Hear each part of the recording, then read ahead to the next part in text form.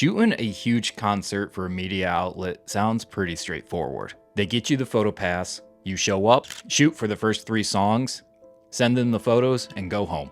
Except there really isn't one set of rules. I've had an artist whose release basically was first 2 songs, no flash, don't be a silly goose. I've had artists tell me exactly where and where I cannot post the photos. And recently I signed a waiver that transferred the copyright of the photos I haven't even taken yet. So I want to explain what really happens when a media outlet sends you out to cover a major artist. Because sometimes the photography is honestly the easiest part of the job. When I'm covering a major artist for a media outlet, I'm not just buying a ticket, showing up with my camera, and asking security if I can squeeze into the pit real quick. The outlet has an actual assignment for me. They request credentials through whoever is handling the media for this show. That could be management, that could be label, tour manager, publicist, promoter, whatever the structure is for that particular tour. And then you wait for approval. And getting approved doesn't mean you're standing directly in front of the stage. You're getting permission to photograph the show under whatever conditions the management, the artist, the label has decided photographers are going to work under that night. And those conditions can be completely different from show to show. And this is something that has become a much bigger part of my job recently. As I've started shooting more shows through Odyssey, I've also started seeing way more photography waiver releases than I have in the past. And before that, I knew these things exist. I've signed a few of them in the past. But when you start covering more major artists, you start to realize how different each artist and each waiver can be from tour to tour. There really isn't a standard form. Sometimes it's incredibly simple. And sometimes it feels like whoever wrote it absolutely hates photographers. And sometimes I'm standing outside the venue, reading the contract and thinking, man, I just really wanted to take some cool photos of this band. One of my favorite examples was Luke Bryan. And I'm completely paraphrasing this because I don't have the waiver in front of me and I don't really remember exactly word for word what it said, but compared to some I've been getting lately, it is hilariously straightforward. Basically 2 songs, no flash, behave yourself, don't be a silly goose. Sign here, perfect. Tell me where I'm allowed to stand, tell me how long I can photograph, tell me what I'm not allowed to do, and then trust me to do my job. But other artists take a very different approach. And before I talk about that, you have to understand something about photography that people outside the industry sometimes misunderstand. Generally, under US copyright law, as soon as the photographer hits the shutter button,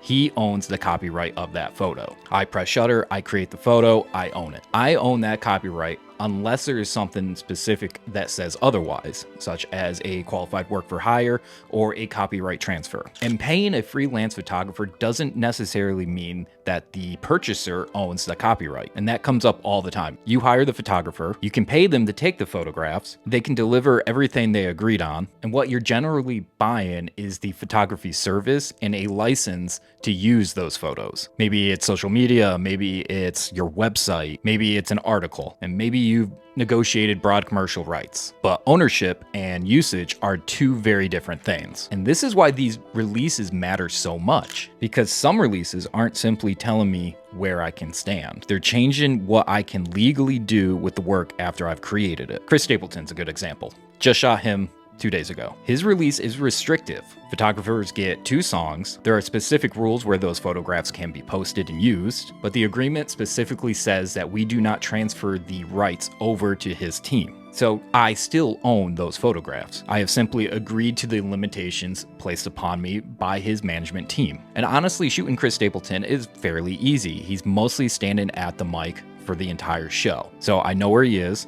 I know the coverage I need to get. Then I have the rest of the time to move around and get different angles of him in the band. So the actual photography side makes sense. Then you can shoot someone like Lainey Wilson, who opened up for Chris Stapleton.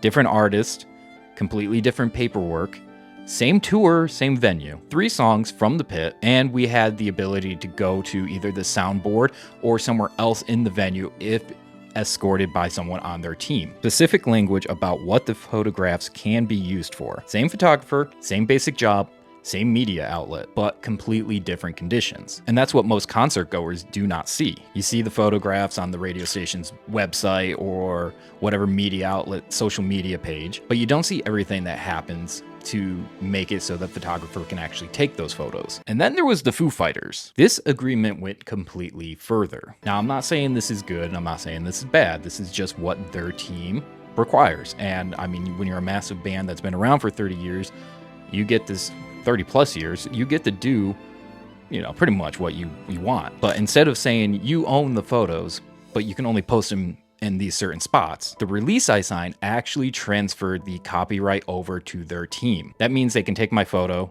put it on an album cover, put it on a t-shirt, make a ton of money, and I don't get anything because I am work for hire. And I transferred the copyright over to their team. So instead of getting a license to use my photographs for a media outlet or the website, we're now talking about changing the legal ownership of the copyright of these photos. And personally, I didn't like that type of agreement, but of course I did it. It's the Foo Fighters. I'm happy to follow access rules.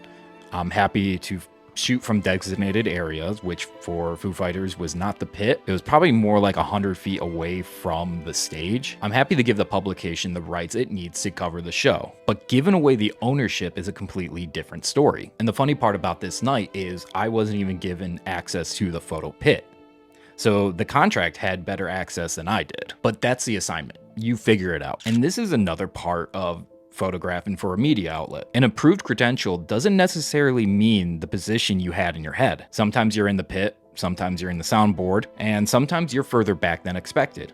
Sometimes you're in the general admission pit, and sometimes there's a specific spot where media is being held. And complaining about it doesn't get the article posted. So now I have to figure out what lens works from here, what angles can I actually get, who's blocking me, and can I use the crowd as part of the arrangement of the photo? Because at the end of the night, the publication really doesn't care where you're shooting from as long as they get usable photos. Once the songs are done, that's it, you get escorted out. But that's only the first half of the job. The second half of the job starts right now. Go through everything, cull it down, find the strongest images, edit, export, deliver. And you're generally doing this very quickly because you're trying to create media coverage. Value of a concert recap dramatically drops if all the other outlets are covering the show the night of and you come back 3 days later with your photos. So the whole glamorous I shoot rock stars for a living also includes sitting at a computer late at night asking why you took 47 identical photos. And this is where concert photography gets kind of funny. You would assume that the closer you are to the artist, the more restrictive it is for you. But sometimes it's the complete opposite, because working directly with an artist is a completely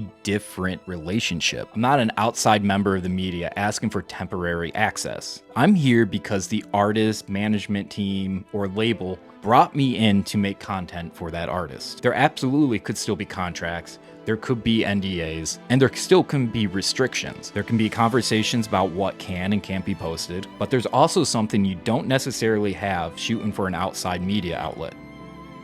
Trust.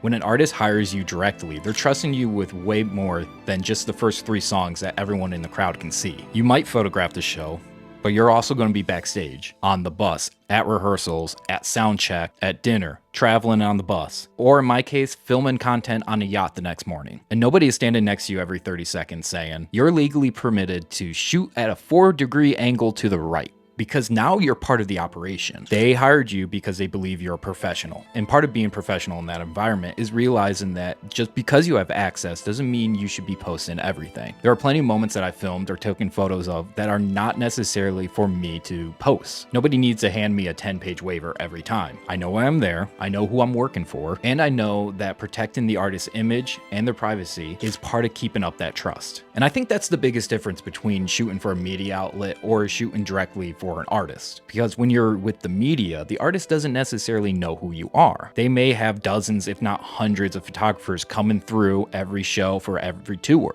So everything gets formalized. Where you can stand, how long you can shoot, what you can publish, what you own, what they can use, put it on paper, sign it, done. But when you're working directly for the artist, the relationship can become, you're here because I trust you. Do your job. And weirdly, that can mean the person with access to far more sensitive moments sometimes has fewer restrictions being thrown at them than the photographer who gets 8 minutes in front of the stage. Because one relationship is controlled through paperwork, the other is controlled through trust. So when you see these professional photos from these massive shows, there's way more that goes on behind the scenes. Guy owns expensive camera, guy takes photos. That's the assignment. Credential approved, artist rules, sometimes a waiver, sometimes a very aggressive waiver, 2 songs, 3 songs, pit access, soundboard access, editing, delivery, copyright. And then you can work directly with an artist, wake up the next morning, find yourself on a yacht with a camera, and realize nobody has said the words, First 3 songs, no flash. And honestly, I much prefer the yacht. You wanna head back there and we'll go over it with Lane real quick, and that way we're back there.